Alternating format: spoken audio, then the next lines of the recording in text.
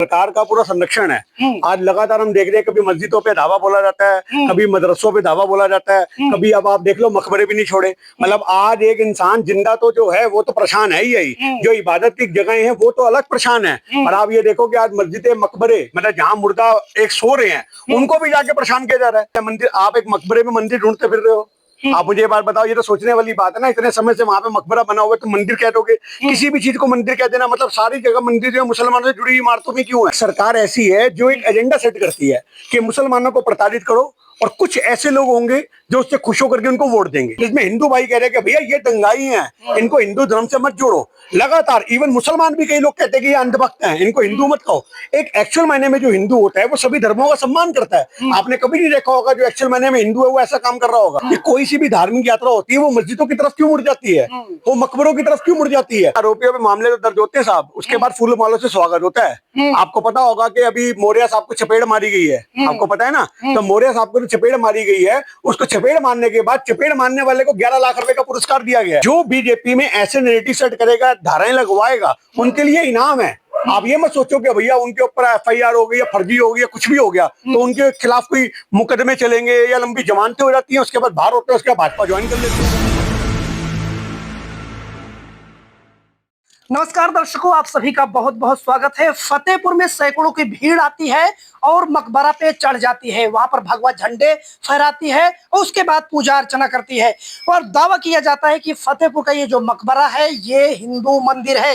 इसी को लेकर जो है देश भर में बवाल मचा हुआ है। दूसरी तरफ बवाल मचा हुआ है वोट चोरी का मुद्दा।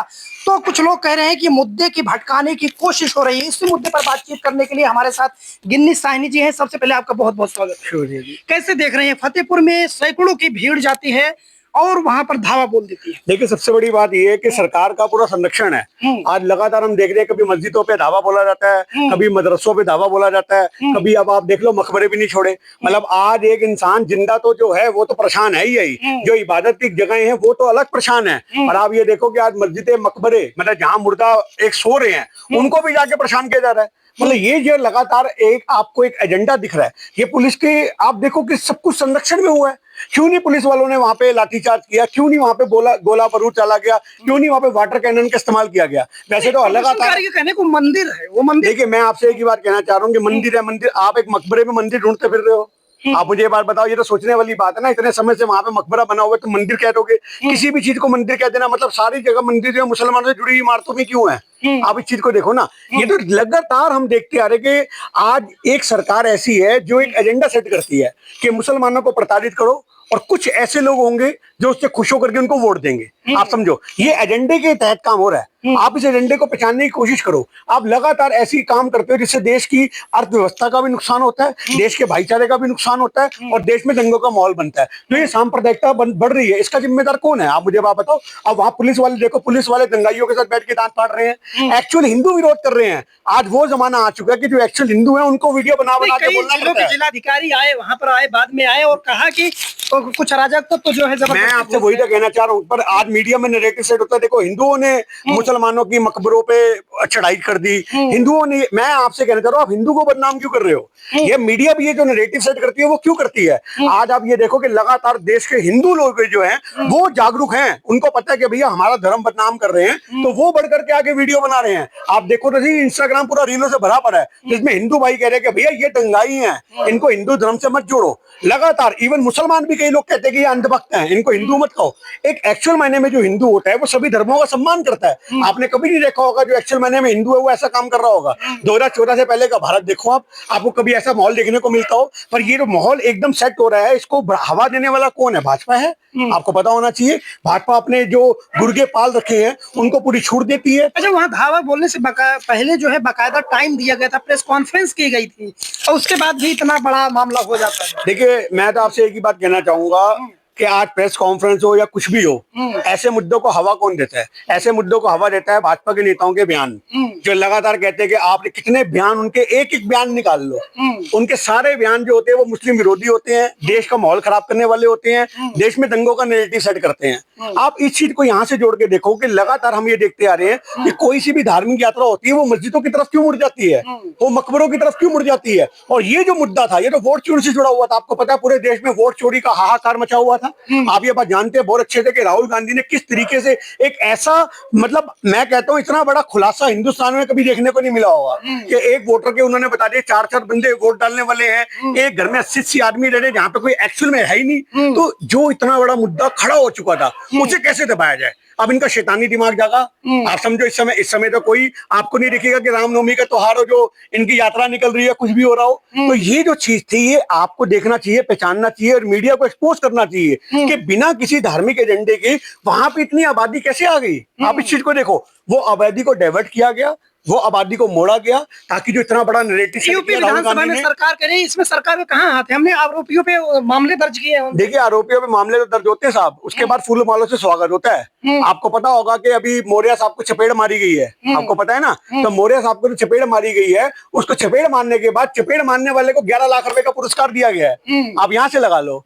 तो आज की डेट में लगातार एक ऐसा नैरेटिव आपको देखने को मिलेगा कि जो भी दंगा करेगा, अभी दिल्ली में दंगे हुए थे, आप देख देखो, उसको भाजपा का कुछ ना कुछ युवा मोर्चा का बना दिया था अध्यक्ष, पता नहीं कहाँ का, जिसने बंदूक से फायरिंग करी थी। तो आप इस चीज को समझो कि जो बीजेपी में ऐसे नैरेटिव सेट करेगा, धाराएं लगवाएगा, उनके लिए इनाम है। आप ये मत सोचो कि भैया उनके ऊपर एफआईआर हो गई या फर्जी हो गई या कुछ भी हो गया तो उनके खिलाफ कोई मुकदमे चलेंगे या लंबी जमानतें हो जाती हैं, उसके बाद बाहर होते हैं, उसके बाद भाजपा ज्वाइन कर लेते हैं वो लोग। तो ये जो लगातार माहौल देखने को मिल रहा है, मैं एक ही बात कहूंगा, ये देश के भाईचारे के खिलाफ है।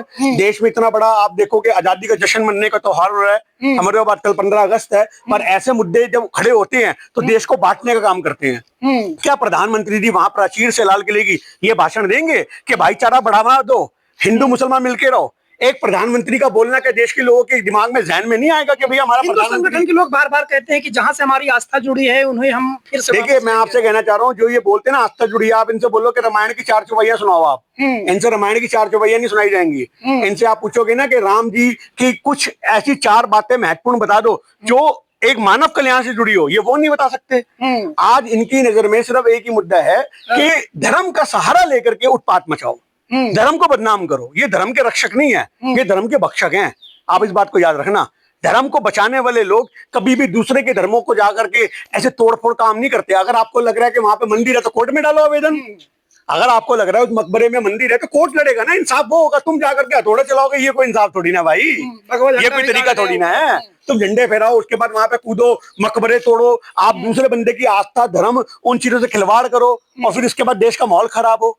आपको लग रहा है अगर वहां पे ऐसा कुछ भी है, कोर्ट में आवेदन डालो, याचिका दो, वकील हायर करो, बड़े से बड़ा। पुलिस तो कह रही कार्रवाई होगी, सख्त कार्रवाई। देखिए मैं आपसे कहना चाह रहा हूँ, कार्रवाई होगी या नहीं होगी वो हमें मतलब नहीं है, पर हम ये कहना चाहते हैं इनको हवा कौन दे रहे हैं, कुछ कौन छूट दे रहा है। अच्छा, पहले संभल होता है, फिर ज्ञान वापी होता है, उसके बाद औरंगजेब, अब जो है मथुरा, फिर उसके बाद अब ये। देखिए मैं आपसे कहना चाह रहा हूँ, मथुरा में भी आज कोर्ट ने ये बोला कि हिंदू पक्ष को लताड़ते हुए कि भैया यहाँ ये मस्जिद ही है, ये मस्जिद का एरिया, अभी भी मुकदमे चल रहे हैं, सब चीजें चल रही हैं। तो हम एक ही बात कहना चाहते हैं कि जो धार्मिक वर्चस्व की लड़ाई है वो कोर्ट से होनी चाहिए। उनके फैसले आम जनता नहीं करेगी, तलवारें पकड़ के, बंदूकें पकड़ के, लठ पकड़ के हम इसको मारे वो उसको मारे। ये सांप्रदायिकता को बढ़ावा देना है, ये देश में दंगों के माहौल को बढ़ावा देना है, ये देश में उस भाईचारे को आघात पहुंचाना है कि अगर कोई इंसान टीका लगा के जा रहा तो 4 मुस्लिम उसको मारेंगे और कोई टोपी लगा के जा रहा तो 4 हिंदू उसको मारेंगे। ये उसको बढ़ावा दे रहा है, ये नफरतों को बढ़ावा दे रहा है। आप इस बात को समझो। क्या लगता है फतेहपुर का मामला जो है हावी होता दिखाई दे रहा है? देखिए बिल्कुल वोट चोरी वाले मुद्दे पे हावी तो कभी नहीं हो सकता।